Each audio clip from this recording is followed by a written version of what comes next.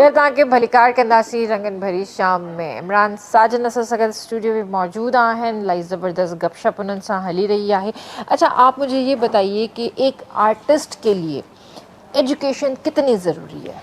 देखिए, पहले के दौर में तो चल जाता था कि अगर आपके पास इतनी एजुकेशन नहीं है आप काम चला लेंगे एक्सपीरियंस से, कुछ अपने टैलेंट से। आज के दौर में बहुत ज़रूरी है क्योंकि टेक्नोलॉजी का इनपुट बहुत बढ़ गया है ना। हाँ। अब आपको सारी टर्मिनोलॉजी समझ में आनी चाहिए। हाँ, सीखनी पड़ेगी, सीखेंगे। और फिर जो आपको कैमरे का फ्रेम है वो देखना है, डायरेक्टर क्या चाह रहा है। क्योंकि पहले डायरेक्टर बहुत मेहनत करता था पर्सनली आर्टिस्ट के ऊपर, अब डायरेक्टर इतनी मेहनत कम करता है, वो पोस्ट पे ज़्यादा काम देखता है। तो आपको खुद अपना ख्याल रखना है कि मैं कंटिन्यूटी, जब मैंने अगले मास्टर में ये हाथ इस तरह उठाया था तो क्लोज में भी हाथ इस तरह उठाऊँ, मैंने इस तरह टर्न किया था, ये वाला मेरा टोन था, बोलने में भी वही टोन रखूं। ये सारी चीज़ें वो प्रॉपर तरीके से सीखेगा। फिर अपनी पहले स्क्रिप्ट में क्या होता था कि अब बीच में, शुरू में तो पूरा स्क्रिप्ट हर बंदे को याद होता था, बीच में तो एक बंदा पहुंचा, वो असिस्टेंट ने दिया, ये जी ये सीन आपने करना है, उसने वो सीन पढ़ा, ये बारी बारी अपने शॉर्ट रिकॉर्ड कराया, चला गया। अब अगर आपने अच्छी परफॉर्मेंस के साथ कोई सीन करना है तो आपको अगले के भी लास्ट वर्ड्स याद होने चाहिए कि ताकि उसके एंड पे तो आप अच्छा सा वो दे सकते हैं। और फिर आप अगर आप टेक्नोलॉजी के साथ समझते हुए करेंगे कि कैमरा मूव कर रहा है, पहले सिंपल कैमरे ट्राइपॉड पे होते थे, क्रेन लगती थी, अब तो गिम्बल्स आ गए, गिम्बल्स मूव हो रहे हैं। गिम्बल्स अगर नहीं है तो फिर वो फिक्स ऐसे भी मशीन है कि आप खाली ट्राइपॉड पर रख दे, वो खुद ही मूव करता रहेगा, रिमोट से पूरा मूव हो रहा होगा कैमरा।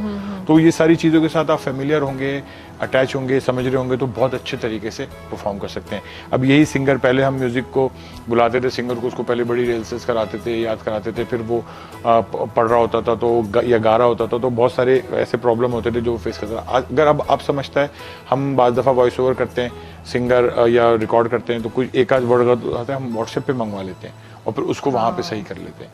तो इस तरह क्या होगा कि टेक्नोलॉजी के साथ जितने भी अभी सिंगर्स हैं उनको अवेयर होना चाहिए, जो वॉइस ओवर आर्टिस्ट हैं। अब अच्छे वॉइस ओवर आर्टिस्ट, उन सब ने अपने घरों पे छोटा सा लैपटॉप लेके, माइक लेके सेटअप कर लिया। वो उनको स्क्रिप्ट भेजते हैं, वो हमें वॉइस भेज देते हैं, उनका आना जाना। कोरोना के बाद से तो दुनिया चेंज हो गई ना।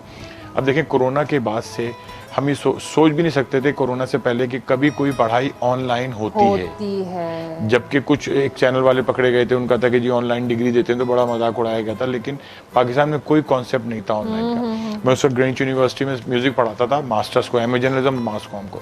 उसी दौरान कोरोना आ गया तो फिर हमारी सारी क्लासेस शिफ्ट हो गई ऑनलाइन। पहले हम क्लासरूम में जाते थे, वहाँ कैमरे और सारी चीज़ें लगी हुई हैं, क्लासरूम खाली है, हम सिखा रहे हैं उनको क्लासरूम में। बाद में थोड़ा सा और मॉडिफाई हुआ तो जूम आ गया, गूगल मीट आ गया।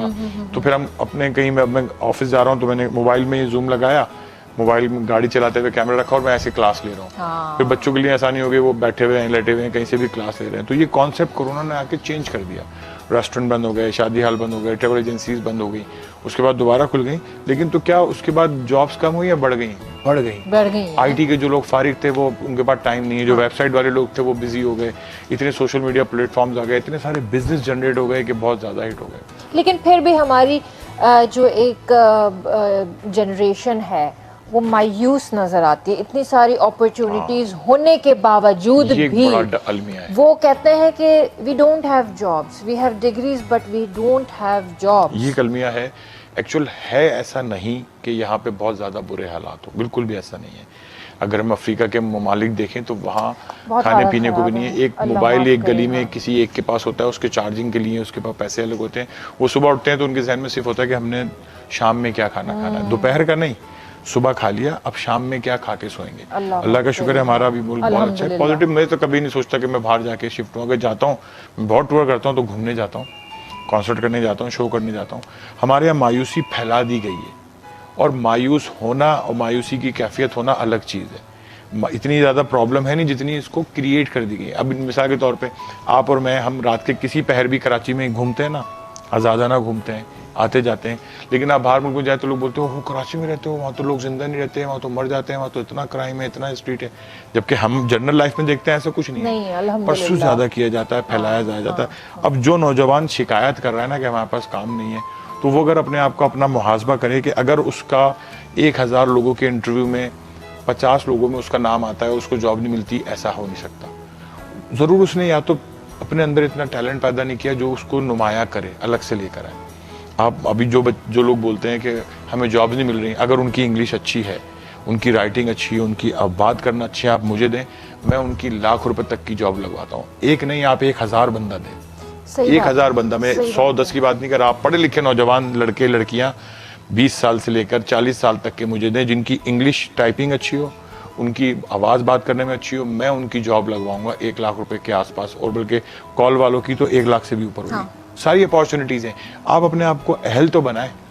Is a piece of cake नहीं है कि इधर डिग्री लेके निकले, और डिग्री लेके निकलना तो आपको मुश्किल ही नहीं रहना, स्किल्स भी तो हों। पहले के दौर में आप 50 साल पहले जाएं, स्किल्स चलते थे, उसके बाद आ जाएं डिग्रियां चलती थी। आज स्किल भी चाहिए, डिग्री भी चाहिए, दोनों चीजें चाहिए। अब डिग्री होती है, किसी के पास स्किल नहीं होता, किसी के पास स्किल्स होती है, डिग्री, अगर स्किल्स है डिग्री नहीं है, वो फिर भी आगे निकल सकता है।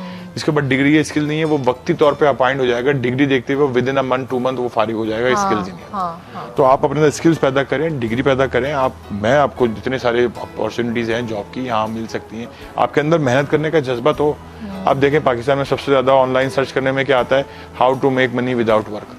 आसानी से पैसा कैसे कमाया जाए। यार आसानी से नहीं कमाया जाता, मुश्किल से कमाया जाता है। सीरियसली गूगल के अंदर सबसे ज्यादा जो एक कहते हैं ना कि रेशो अगर देखा जाए सर्चिंग का, वो यही है कि how to make money without any work, बगैर काम के पैसे। अब वो कुछ व्लॉगर्स जिन्होंने अपनी फैमिलीज दिखा के अगर वो हिट हो गए तो वो बुरे लोग तो हर जगह चल रहे होते हैं भाई, उनको एग्जाम्पल ना बनाए। अब सिंगिंग में अगर हमारे पास एक एग्जाम्पल आ गई, अब ये बड़ा चाहत काशिफ भाई जो है वो हिट हो गए हैं, बड़े मशहूर हो गए, चाहत फतेह। बस उनका एक अच्छा काम है कि उनका नाम लेते ही सबके चेहरों पे मुस्कुराहट आ जाती है, हंसी आ जाती है।